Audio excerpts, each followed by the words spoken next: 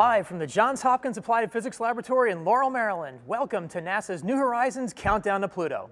I'm Mike Buckley from APL Communications and Public Affairs, joined once again by my colleague Dwayne Brown from NASA's Office of Communications. And Dwayne, we are on a ride. It's getting close. Mike, let me tell you something. This is what I call an ST mission. What's ST? Words that end in ST. Words like fastest, most, best, farthest. This historic mission is one of many firsts. Let's take a look at some examples of those ST words. The fastest spacecraft ever launched, the farthest destination ever explored, first mission to Pluto in a binary planet system, first mission in NASA's New Frontiers program. And Mike, I have to tell you, the media and the public love ST missions. This is a gold mine. They're loving it. Oh, and you can see it. You can see it in the attention and the coverage is getting online, every place you look. Great. You know, because we're counting down to New Horizons' historic flyby of the Pluto system. And today we're just 2 days away and just over 1 million miles from Pluto. And when New Horizons gets there, as you'd expect, our spacecraft is in for a very busy day.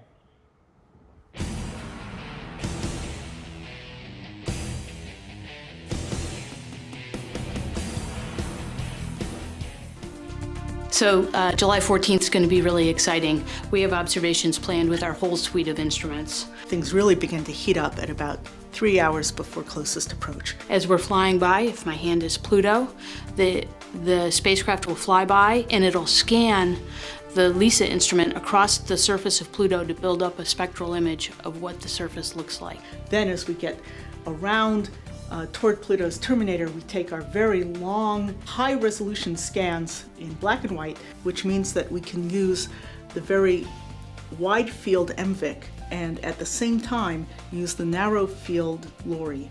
So we get 5,000 pixels across Pluto, about half a kilometer resolution at closest approach.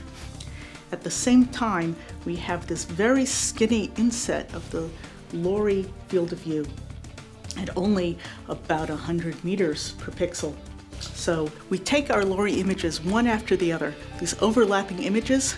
So what it looks like is this big plate of Pluto and the skinny little noodle of LORI running across the middle. At this point, we are, for the first time in humanity's history, behind Pluto, taking pictures back on the far side. The ALICE instrument will be doing a solar occultation, which is watching the sun set behind Pluto. The Deep Space Network will be transmitting a signal, and that signal will be picked up by the antenna, and it'll be changed by the atmosphere of Pluto that it has to go through. And that's how we probe Pluto's atmosphere, the pressure and temperature right near the surface. July 14th is the apex of what we've been working for. We launched more than 9 years ago, and ever since then we've been trying to shepherd the spacecraft safely across the solar system. As spacecraft goes, New Horizons is a very small team, but still we've been working on this for over a decade, and you add it all up, and it's about 2.5 million work hours to get ourselves to Pluto.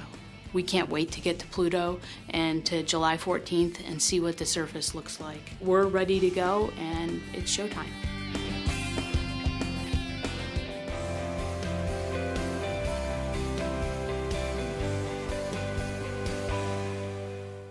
So coming to us from the remote set outside Mission Operations at the Applied Physics Lab is New Horizons Mission Operations Manager Alice Bowman. Alice, can you and the team start to feel how close to Pluto we are? Oh, Mike, it's just wonderful. We are just simply amazed at the data that the spacecraft is returning. Let's just ask, first question, how is New Horizons? Well, we've been monitoring all the subsystems and the instruments, and everything is healthy. We're ready for closest approach science. So let's take a look inside the Mission Operations Center at APL and the activity that's happening there. Now, Alice, if you could maybe look forward for a couple of days and let us know on the morning of the 14th, when New Horizons is flying past Pluto, what will this room look like? Well, Mike, as you know, the spacecraft can't be communicating with Earth at the same time that it's taking science.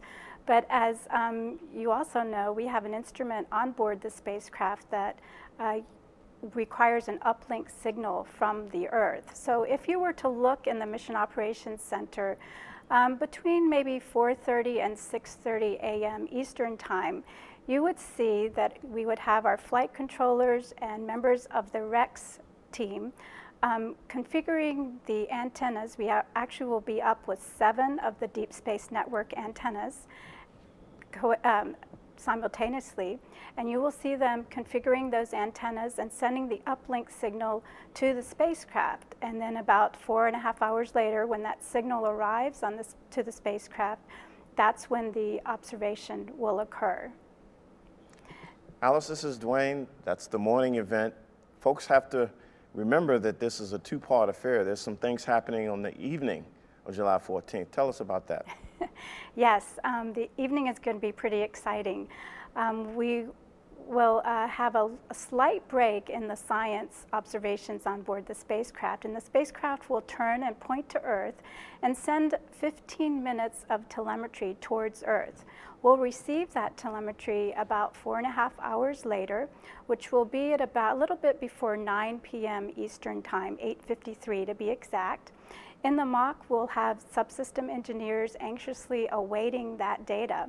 We'll be up with Madrid Station, and we'll lock onto that signal, and our subsystem engineers will be able to evaluate the health of the spacecraft and hopefully tell how much data has been recorded to the recorders.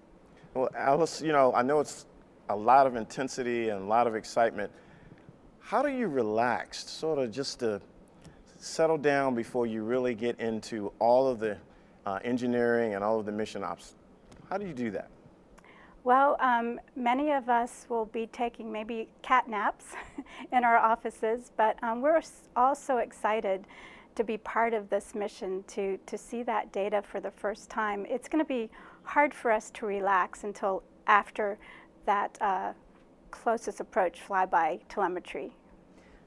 Alice, I guess at least until then, you've got some things to keep you busy. What's happening with the operations team over the next day or two? Yes, in fact, this morning we got some optical navigation data down from the spacecraft. We were up with the Goldstone antennas. That data is now being processed by the navigation, guidance and control, and science operations team.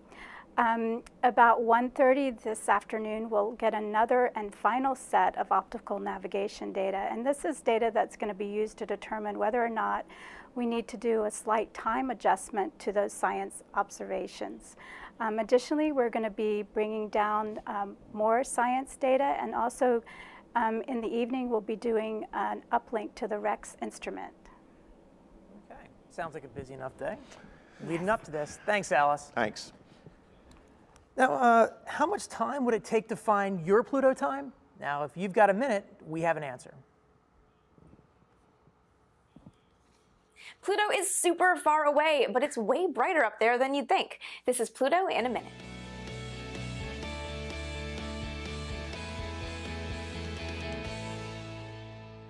Pluto rotates on its axis just like the Earth does, which means that Pluto has days just like the Earth. However, they are slightly longer days. Each day on Pluto lasts for 6.4 Earth days, which is about 153 hours. And just like on Earth, the length of the days on Pluto vary depending on your latitude, that is, how close to one of the poles you are. Pluto's axis is actually tilted. From New Horizons' perspective and all the pictures that you're seeing, the North Pole is actually tilted slightly towards the spacecraft. You can see it about 1/3 or 1/4 of the way down in all of these images. That means some spots on Pluto have longer days or even continuous days, while other spots have very short days or no day at all. And these constant light and constant dark areas change depending on where Pluto is in its orbit. And even though Pluto is 3 billion miles from the Earth, it's a lot brighter at mid-Pluto day than you might think.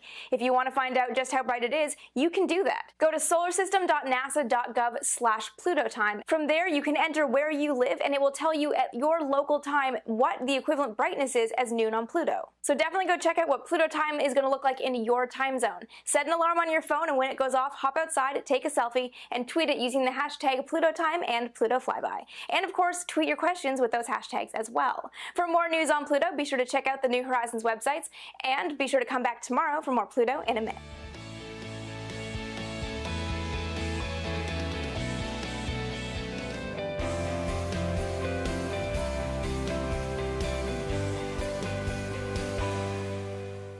Joining us from the remote set outside the science team working area is Alan Stern, the New Horizons principal investigator from Southwest Research Institute. You know, and Alan, I'd welcome you to the countdown, but I think you've been in the countdown for quite some time.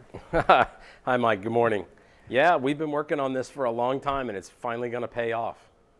You know, after months as a dot in the camera's lens, you know, Pluto has slowly started to evolve into a real world, and especially over the last couple of weeks, really get into a real world with lots of detail. And I just wonder if, you know, from your point of view, what's that been like to watch this planet evolve in front of your eyes?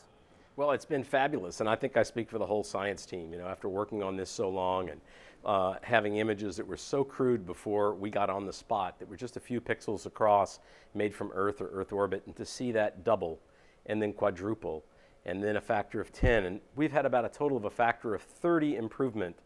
And now when you look at an image of Pluto, you see a real planet there. You see a complex world that just begs for exploration. And yet, we're going to do 100 times better than that with the images made on Tuesday. In fact, the images made will have 10,000 times as many pixels in each pixel as we see now. How's that? I'm blown away. Wow. Alan, well, this leads right into my question. You have worked on this for years, the planning, all of the work. How does it feel to be this close? Hey, Dwayne. Well, it feels fantastic. And again, I think I speak for the whole team. People have poured their lives, big portions of their careers, nights and weekends, very long numbers of hours, great devotion. We only have one spacecraft. We have to get this right. And now we're on Pluto's doorstep. And it's just thrilling to all of us. And I can't imagine what it'll be like the day after tomorrow when we actually get there and accomplish this. Well, Alan, I don't need to tell you that the whole world's watching and they are excited. Take us into the minds of the team. Obviously, they're focused, but what are they thinking? What's in their minds? What's going through their heads right now? Well, a lot of things are going through people's heads, actually. You know, there's this electric atmosphere that I talk about. People are thrilled. They're working long hours. They're running on adrenaline. I see people in the gym in the morning. They say, I got 4 hours sleep. I feel like $1 million. And, you know, people are happy because they know their spacecraft is working well. They know their instruments are working well. They see data coming down. And Pluto is not disappointing, and neither is the satellite system. So the feeling around here is one of real joy and elation. It's a very human experience for our team that waited so long anticipating this approach to this faraway frontier, and now we're there. All right, Alan, are you starting to see things that either, I don't know, surprises or things that are starting to excite you? When we talk about the details we've seen in just the pictures of Pluto and in Charon, some things that have really got you excited for the next coming days. Yeah, we're seeing real complexity on Pluto's surface. We're seeing evidence of a very complicated history that we can read through the geology and through the other techniques like composition and thermal mapping, topography that we'll be able to do. And when we look at the other half of that double planet, when we look at Charon, it's a rising star. It turns out to be super interesting, perhaps a lot more interesting than anybody guessed. And so we're going to get closer. We're going to be able to see them in even more detail, throw new kinds of data sets like atmospheric data on top of this, thermal data on top of this, the radio science data on top of this. It's just getting better and better. If you can give us an idea then, just really what are we in for over the next couple of days? I mean, whether it's just the pictures or the atmosphere around here, what are we in for? Yeah, well, as I said, we're going to really blanket the planet and blanket the satellites with imagery and with imaging spectroscopy so that at every pixel we have a composition spectrum. And then we're going to start detecting the atmosphere and be able to determine its temperature and its pressure, to measure its composition as a function of altitude, and do many more things, including look for satellites and rings. Now, I have a graphic here that I'd like to show. It shows what our best resolution on Pluto would be like if instead we were flying over the Earth at the same altitude and looking down on New York City. And if we were to do that, you can see in that graphic, which we've taken a satellite image of the Earth, pixelated it to about our best resolution. And you can see Manhattan there between the Hudson River on the left and the East River on the right. You can easily pick out Central Park, You can pick out the ponds in Central Park. It's just fantastic. You can count the wharfs on the Hudson. You can see runways up at the major airports. That's the kind of resolution that we're going to have. Today, our best pixels, today, on Sunday, the the 12th, are about the size of Manhattan. They're going to get all the way down to the wharfs in Central Park. The wharfs on the Hudson and the ponds in Central Park. I mean, and just the atmosphere out here, we can feel it. I mean, even just out here and outside our studio, you know, people are starting to come in and get excited for this. I mean, just think about all the excitement and what's going to be happening here over the next couple of days. It's pretty amazing. We have, I understand, hundreds of media coming, and by my count, from all around the world, which shows there's a hunger for exploration. People love the kind of things NASA does. They're inspired by it. I believe every continent on the Earth is represented except Antarctica, and I don't think Antarctica has any media. It's just amazing. One word, Alan, wow. All right, Wow, Alan, Dwayne. thanks. You bet. You know, NASA missions in the solar system and beyond not only return unprecedented science, they inspire the next generation of explorers. And here's one prime example. New Horizons is one mission that is carrying a student-built instrument, Student Dust Encounter. Let's hear from someone on that team who can't wait to see Pluto up close.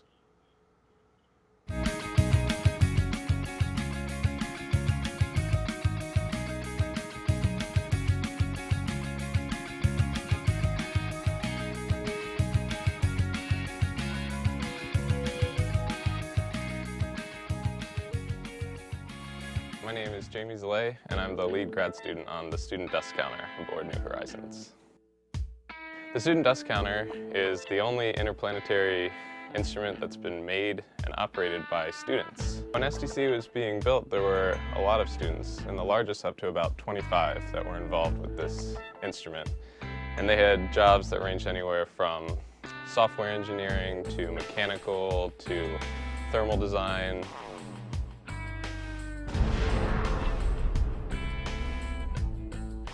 So what the Student Dust Counter does is it's a micrometeoroid detector.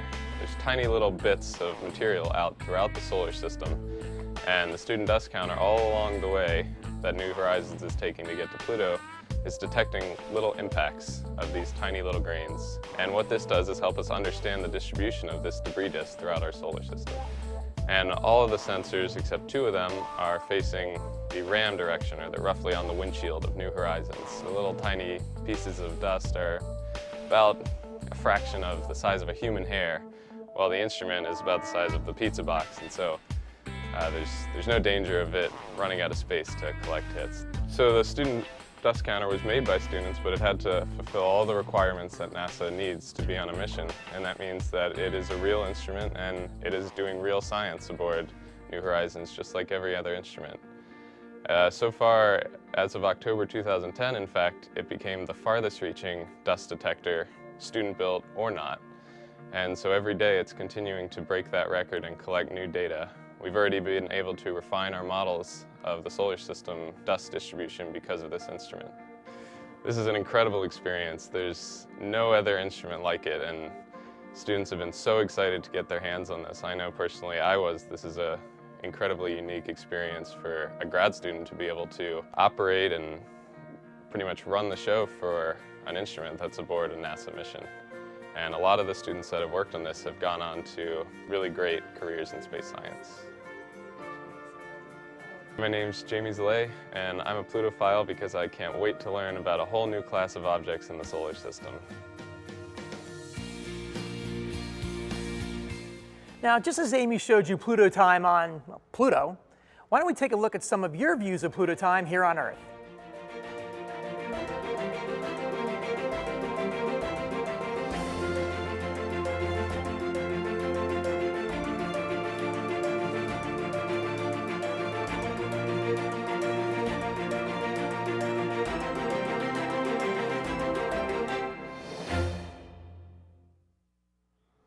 And keep sending those images in, and don't forget, you can get the latest images, science findings, and mission updates right here on NASA television over the next several days. And join the conversation via Twitter, Facebook, and other social media platforms talking about the historic July 14th flyby. And yes, send in your questions at #PlutoFlyby. And again, all the mission information and images are available online at www.nasa.gov/New Horizons. And that's the latest from NASA's New Horizons mission on Pluto's doorstep. 2 days and just over 1 million miles to go until New Horizons makes exploration history. Now, our own countdown to Pluto is wound down. From here out, stay tuned to NASA TV and the web for special coverage of this week's Pluto flyby activities. You ready for the ride? I'm ready. All right. I'm Mike Buckley. I'm Dwayne Brown. And for the New Horizons team, thanks for watching.